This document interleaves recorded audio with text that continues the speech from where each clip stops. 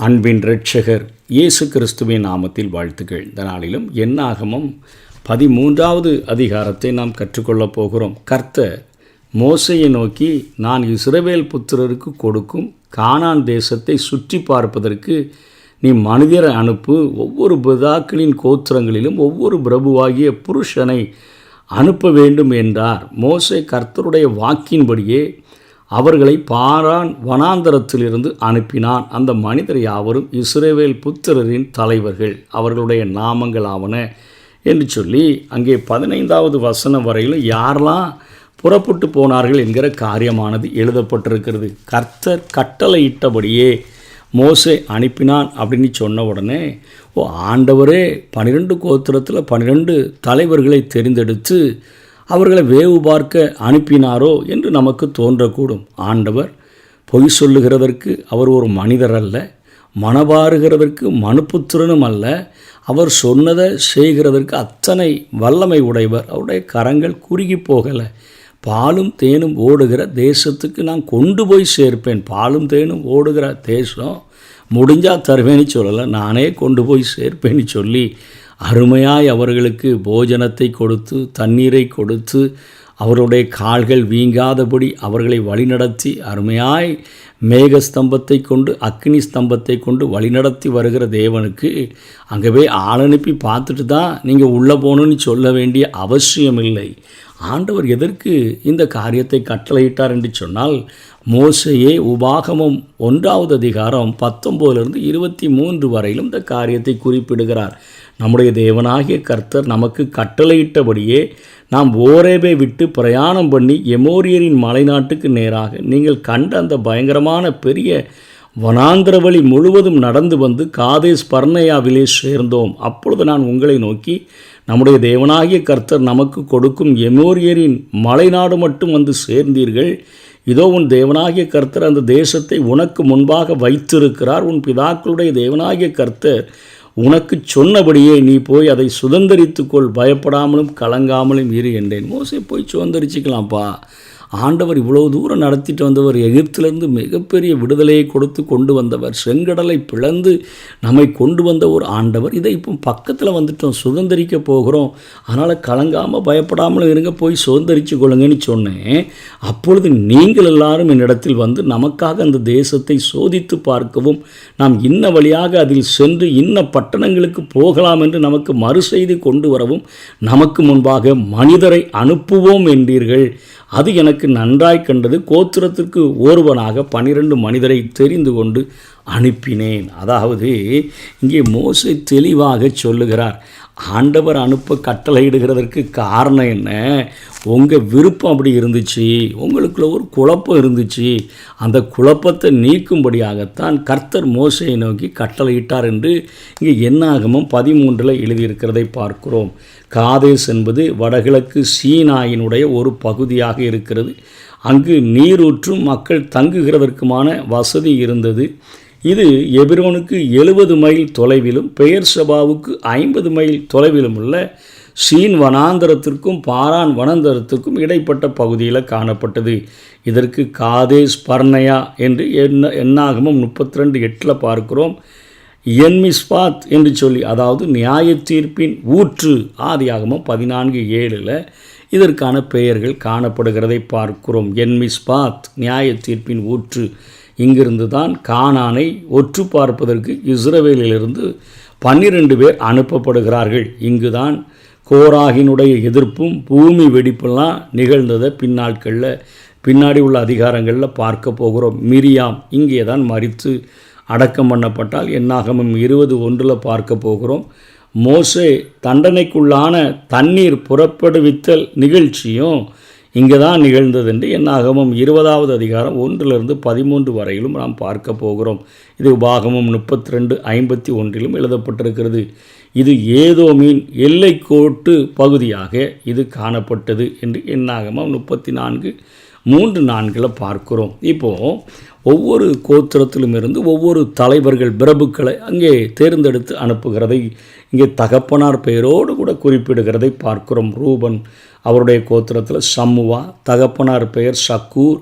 Simeon கோத்திரத்தில் சாப்பாத், தகப்பனார் பெயர் ஓரி. யூதா கோத்திரத்தில் காலேப் தகப்பனார் பெயர் எப்புனே.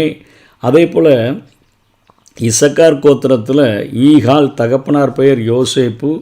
அதே போல் எப்ராஹிம் கோத்திரத்தில், அதே போல் பென்யமின் கோத்திரத்தில் யோசுவா தகப்பனார் பெயர் நூன் என்று எழுதப்பட்டிருக்கிறது. 8ஆம் வசனத்தில் பார்க்கும் பொழுது நூனின் குமாரன் ஓசேயா, அந்த ஓசேயாவைத்தான் யோசுவா என்று சொல்லி மோசே அழைக்கிறார்.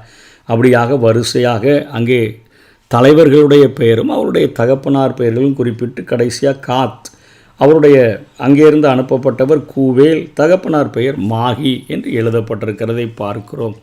இப்படியாக ஆண்டவர் 12 கோத்திரங்களில் 12 தலைவர்களை தேர்ந்தெடுத்து அங்கே அனுப்பின காரியங்கள் எழுதப்பட்டிருக்கிறது. இவங்கெல்லாம் அங்கே புறப்பட்டு சென்று எல்லாவற்றையும் அவர்கள் சோதித்து பார்க்கிறார்கள். சோதித்து பார்த்து செய்தி கொண்டு வருகிறாங்க. 21 29 வரையிலும் பார்க்கும் பொழுது தெற்கே சீன் வனாந்திரம் தொடங்கி வடக்கே ரேகோப் மட்டும் தேசத்தை அவர்கள் வேவு பார்த்தார்கள் என்று வசனம் 21 சொல்லுகிறது. அதே போல் தெற்கு பகுதி உளவு பார்க்கப்பட்ட விவரமானது 22 24 வசனங்களில் கொடுக்கப்பட்டுள்ளது. ஏனோக்கின் குமாரர்களாகிய ராட்சசர் 3 அவர்கள் எப்ரோனில் கண்டார்கள் என்று சொல்லி உபாகமம் 2:10-11 பார்க்கிறோம். அதாவது அந்த எப்ரோன் அருகில் இருந்த திராட்சை தோட்டத்தின் பள்ளத்தாக்கிலிருந்து திராட்சை குலை ஒன்று வெட்டுறாங்க. அதை தூக்கிட்டு வர்றதுக்கு ஒரு தடியில் மாட்டி 2 பேர் சேர்ந்து சுமக்கிற அளவிற்கு அவ்வளவு செழிப்பு நிறைந்த ஒரு தேசமாக, ஒரு திராட்சை குலையை தூக்குகிறதற்கு 2 பேர் தேவைப்படுகிறதை பார்க்கிறோம். அதே போல் மாதுளம்பழங்கள், அத்திப்பழம் இவைகளெல்லாம் அவங்க அங்கேருந்து எடுத்துகிட்டு வராங்க. உண்மையிலே ஆண்டவர் சொன்ன வார்த்தையின்படி அந்த தேசம் அத்தனை செழிப்புள்ளதாகத்தான் காணப்பட்டது என்பதில் அவர்கள் அவ்வளவு உறுதி உடையவர்களாக அந்த காரியங்களை சொல்லுகிறதை பார்க்கிறோம். அவர்கள் போய் சீன் வனாந்திரம் தொடங்கி ஆமாத்துக்கு போகிற வழியாக ரேகோப் மட்டும் தேசத்தை சுற்றி பார்த்து தெற்கேயும் சென்று எப்ரோன் மட்டும் போனார்கள். அங்கே ஏனோக்கின் குமாரராகிய அகிமானும் அதேபோல் சேசாயும் தல்மாயும் இருந்தார்கள். எப்ரோனின் எகிப்தில் உள்ள சோவாருக்கு 7 வருஷத்துக்கு முன்னே கட்டப்பட்டது என்று பார்க்கிறோம். அவர்கள் இப்படியே சுற்றி எல்லா காரியங்களையும் அங்கேருந்து அவர்கள் அறுத்து கொண்டு வருகிற தடிகளை மாட்டி கொண்டு வருகிற காரியங்களை பார்க்கிறோம்.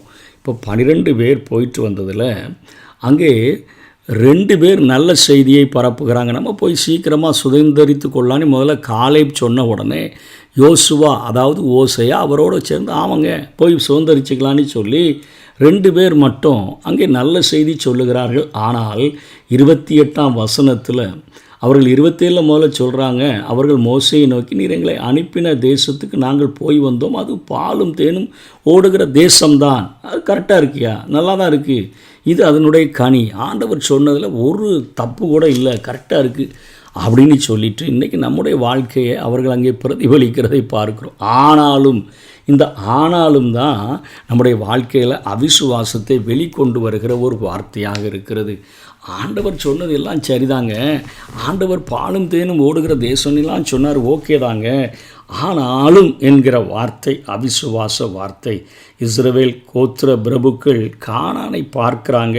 அங்கு கர்த்தர் கூறிய எல்லா செழிப்புகளும் இருக்குது, அவை அனைத்தும் உண்மை என்று சொல்லி அந்த 10 பேருமே அறிக்கையிடுகிறார்கள். ஆனால் அப்படிங்கிறதுல ஆனாலும் என்று இழுத்து அவர்கள் துர்ச்செய்திகளை பரப்பி கேட்டை வருவித்து கொண்டதைத்தான் நம்ம இந்த அதிகாரத்திலிருந்து அடுத்த அதிகாரம் தொடர்ச்சியில் நம்ம பார்க்க போகிறோம். இந்த ஆனாலும் என்கிற வார்த்தையானது மிகவும் ஆபத்தான வார்த்தையாக விசுவாசிகளுடைய வாழ்க்கையில் இருக்கிறது. நம்ம நிறைய நேரங்களில் கர்த்தர் நல்லவர் தாங்க, எல்லாரும் சொல்லியிருக்கிறாங்க, கர்த்தர் நல்லவர் என்பதை ருசித்து பாருங்கள், அவங்களாம் ருசித்து பார்த்து நல்லவங்கன்னு சொல்கிறாங்க, நாங்களும் ஒத்துக்கொள்ளுகிறோம், அவர் வல்லவர் தாங்க, அவரால் செய்ய முடியாதது நீ ஒன்றுமே கிடையாதுங்க, எல்லாவற்றையும் செய்யக்கூடிய வல்லவர் தான், அக்கறை உடையவர் தான், அவர் இரவும் பகலும் காக்கிறவர் தாங்க, அதிலெல்லாம் எங்களுக்கு சந்தேகம் இல்லை, அக்கறை உடையவர் தான், அது நம்முடைய தேவன் தாங்க, அவரை நம்ம சமீபமாக பெற்றிருக்கிறோம், அவர் மாம்சமான யாவருடைய ஜெபத்தையும் கேட்கிறவர் தான், அவர் நமது தேவன் தாங்க, நம்மை ரட்சித்ததும் அவர் தாங்க ரட்சித்தார். ஆனாலும் இந்த சிக்கலில் எனக்கு விடுதலை கிடைக்குமா? இதுதான் நம்முடைய அந்த ஆனாலும் என்கிற கூறுகிற அந்த அவிசுவாச வாழ்க்கை இன்றைக்கு அநேகராகிய நமக்குள்ளே காணப்படுகிற இந்த சிக்கலுக்கு எனக்கு விடுதலை கிடைக்குமா? இந்த தோல்விக்கு எனக்கு மாற்று வழி கிடைக்குமா? இந்த இழப்பு ஈடு செய்யப்படுமா? இந்த பழிச்சொல் என் மேலே போடப்பட்டிருக்கிற இந்த பழிச்சொல் விலகுமா, இந்த கண்ணீருக்கு முடிவு வருமா என்பது போன்ற கேள்விகள் எதனை நம்முடைய வாழ்க்கையில் அறிவிக்கின்றன? தேவனுடைய பண்புகளை, அவருடைய குணாதிசயத்தை, அவருடைய குணத்தை, அவருடைய வார்த்தையை நம்ம நம்பலை அப்படிங்கிறதைத்தான் வெளிப்படுத்தக்கூடியதாக இருக்கிறது. ஆண்டவர் சொன்னபடி பாலும் தேனும் ஓடுகிற தேசம்தான். ஆனாலும் அந்த தேசத்தில் குடியிருக்கிற ஜனங்கள் பலவான்களாக இருக்கிறாங்க. பட்டணங்கள் அரணிப்பாக இருக்குது. நம்மளாம் போய் சும்மா ஈஸியாக ஒரு சின்ன வேலி தாங்க பிரிச்சுட்டு மேலே ஏறி உள்ளே போயிடலாங்கிறதுக்கு இல்லை. பட்டணம் அவ்வளவு பாதுகாப்பாக மிகவும் பெரியவைகளாக இருக்கிறது. அங்கே ஏனோக்கின் குமாரரை கண்டோம். அதாவது அங்கே நோவாவின் காலத்தில் பூமி அழிக்கப்படுகிறதற்கு முன்பாக ராட்சசர்கள் இருந்தார்கள் என்று சொல்லுகிற அந்த காரியங்களை பார்த்துருக்குறோம். அதுக்கப்புறம் பூமி அழிக்கப்பட்ட பின்பும் கூட நம்ம கேள்விப்பட்டிருக்கிற அந்த நாட்களில், நோவாவின் நாட்களில் அழிக்கப்பட்ட அந்த ராட்சசர்கள் மாதிரி இப்பவும் இன்னும் ராட்சசர்கள் அங்கே இருக்கிறாங்க அப்படின்னு சொல்லி, அவங்கெல்லாம் அங்கே குடியிருக்கிறாங்க அப்படின்னு சொல்லி அவர்கள் அப்படியே துர்ச்செய்தியை பரப்புகிறாங்க. எல்லாம் பலவான்களாக இருக்கிறாங்க. அவர்களுடைய பார்வையில் நம்ம வெட்டுக்கிளிகள் மாதிரி தான் நம்ம இருக்கிறோம் என்று சொல்லி அவர்கள் அங்கே 33ஆம் வசனத்தில் சொல்லுகிறார்கள், ராட்சச பிறவி ஆகிய ஏனோக்கின் குமாரராகிய ராட்சசரையும் கண்டோம். நாங்கள் எங்கள் பார்வைக்கு வெட்டுக்கிளிகளைப் போல இருந்தோம், அவர்கள் பார்வைக்கு அப்படியே இருந்தோம் என்று சொல்லி இப்படி இஸ்ரவேல் புத்திரருக்குள்ளே தாங்கள் சுற்றி வந்த தேசத்தை குறித்து துர்ச்செய்தி பரப்பினார்கள் என்று பார்க்கிறோம். இன்றைக்கு ஆனாலும் என்ற அவிசுவாசத்தை நாம் கைவிடாவிட்டால் நாமும் வனாந்திர வாழ்க்கையில் கைவிடப்பட்ட ஒரு அனுபவத்தை தான் நாம் அனுபவிக்க முடியும். ஒருவேளை இன்றைக்கி உலக மக்களுடைய பார்வையில் நாம் வெட்டுக்கிளிகளை போல காணப்படலாம். ஆனால் நமக்குள்ளே இருக்கிற தேவன் பெரியவர். உலகத்தில் இருப்பவனை பார்க்கிலும் உங்களில் இருப்பவர் பெரியவர் என்று தான் ஆண்டவர் நமக்கு சொல்லி கொடுத்திருக்கிறார். கிறிஸ்துவை மகிமையின் நம்பிக்கையாக நமக்குள்ளே நாம் வாசம் பண்ண வைத்திருக்கிறோம். பரிசுத்த ஆவியானவர் நம்மை ஒரு ஆலயமாக மாற்றி அதிலே அவர் நம்மை பரிசுத்தப்படுத்தி நமக்குள்ளாக வாழுகிற ஒரு தேவனாக இருக்கிறார்.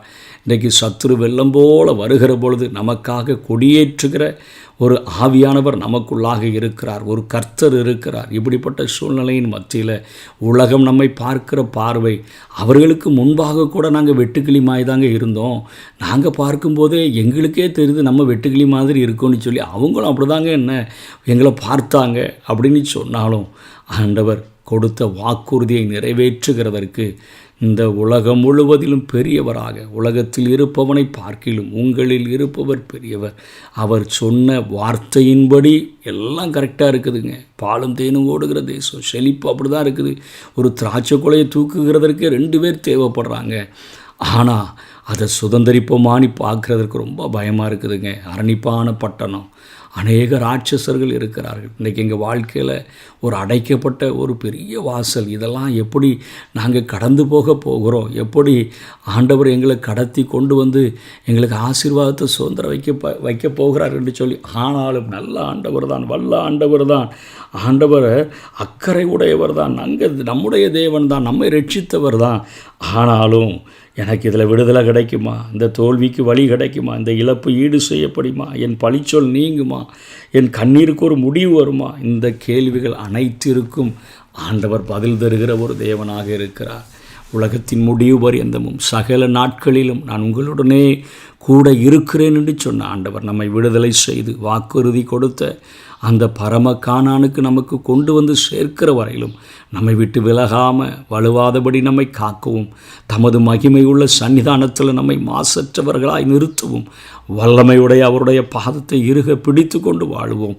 கர்த்தர் தாமே நம்மை ஆசீர்வதிப்பாராக. ஆமேன்.